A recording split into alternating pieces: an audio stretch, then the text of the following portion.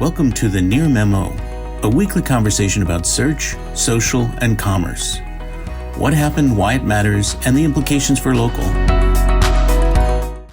To my story this week, not to be narcissistic about it. Anyway, I was reading about narcissism. The narcissistic,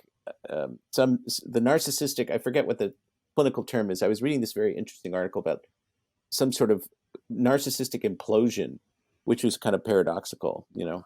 But anyway, that's unrelated to this. What I wanted to talk about today was you were going to make a joke, Mike? Having grown up with a narcissistic father, I can attest to the fact that you aren't even close to the ballpark. Okay. All right. Well, thank you. I don't aspire to be a narcissist.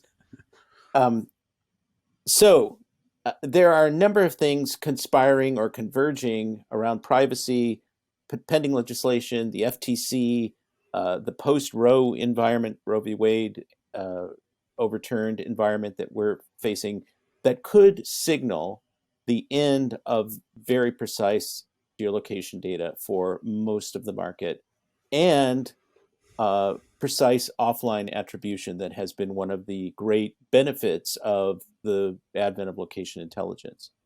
So I wrote about that on Monday, and there was another piece that I also wrote about on connected cars, and it was based on, I think it was the Markup, who had done some investigation and found dozens of companies that were behind the scenes creating a data ecosystem where they were monetizing data coming off of cars, location data, you know, other kinds of data coming out of cars. 600 data points was their right. standard set, and then some providers provided all, some provided some, and they standardized across those 600 data points.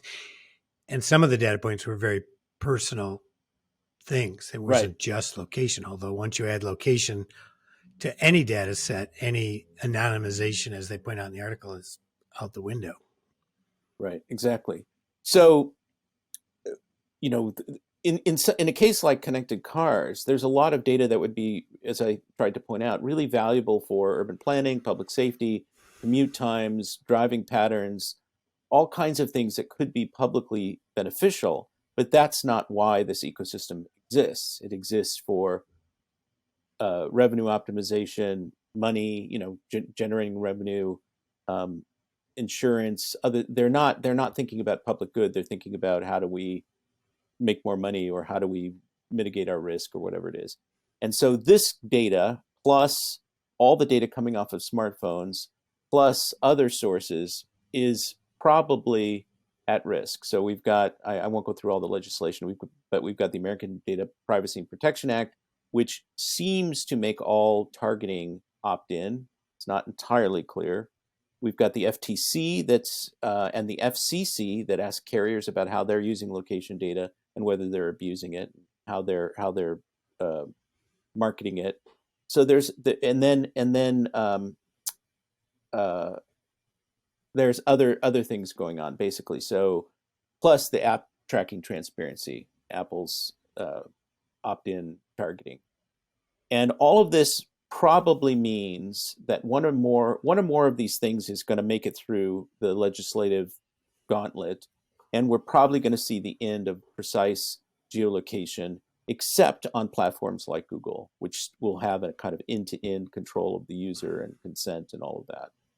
And it's on one level it needs to happen. On another level, it's too bad because there's a lot of value for everybody from location data, but you're probably not going to have any offline attribution data outside of the big platforms. So tracking something into a store visit tracking, movement patterns. You mean my Android phone isn't going to listen to a signal in an ad and then report back on my behavior as the TV advertisers have been doing? It's like this. Exactly. Some of this stuff is just crazy, right? I mean, at a level. Oh, absolutely. Go ahead. No, it's totally. I mean, consumers have no idea what is possible. You know, you can track somebody's TV viewing to a store visit and to a purchase. And the article David Mim highlighted last week about Tim Hortons penalty for egregious a breach of this tracking. A donut and a free coffee. That's their penalty.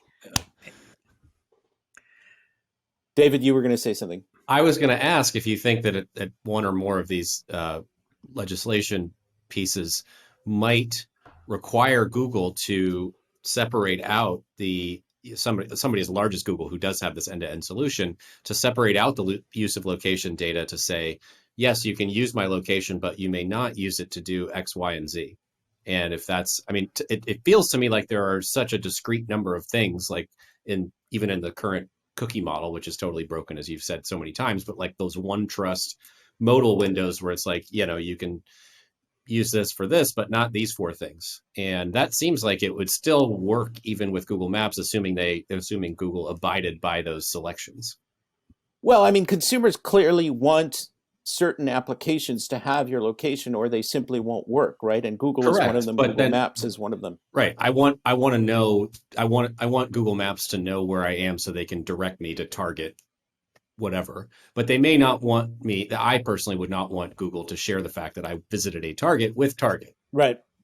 Yes, that kind of parsing or segmentation of data usage should happen. The challenge, well, first of all, Google won't lead with that, right? If we do get the American Data Privacy and Protection Act, or we do get these other things coming through, Google's not going to say, okay, we're going to split location into consumer and marketer use cases. That's not going to happen. They'll have to be compelled to do that. But the problem is that if you give people too many choices, it's just becomes overwhelming. I've been saying this on Twitter, that itself is a dark pattern, right? When I go to do not sell my information and I see a list of 16 things, now I can go down and say decline, but just that's designed to confuse or overwhelm. So the choice here could be binary, though. It could be use my information for the purposes of the app, and then also do not sell my information. That's all you'd really have to say. Google would be selling my information to advertisers. Well, who are they? Yeah, so that's interesting. I mean, that gets into sort of linguistic discussions of sell. If Google is simply delivering analytics based on some outcome, does that constitute a sale? Arguably, it does, but you could argue that it doesn't. But I think this is a major development in the market. It's still premature to pronounce location or location intelligence DOA or dead or whatever, RIP, as I said in the headline. But I think that this is the direction we're heading in, that it's this kind of golden era of all the tracking and online to offline attribution and all the different use cases, audience segmentation, which were so valuable for marketers and took them so long to understand the value of that location data. That I think we're entering a period where that's going to be over. And it's going to be fuzzy location or approximate location, and there's going to have to be modeling and other alternatives, but you're just not going to get, this is the same problem as cookies. You're just going to not get the precise attribution that you used to be able to get. You're going to have to go back to surveys and brand lift studies and the sort of old style analytics that people used to use in the days before this kind of precision.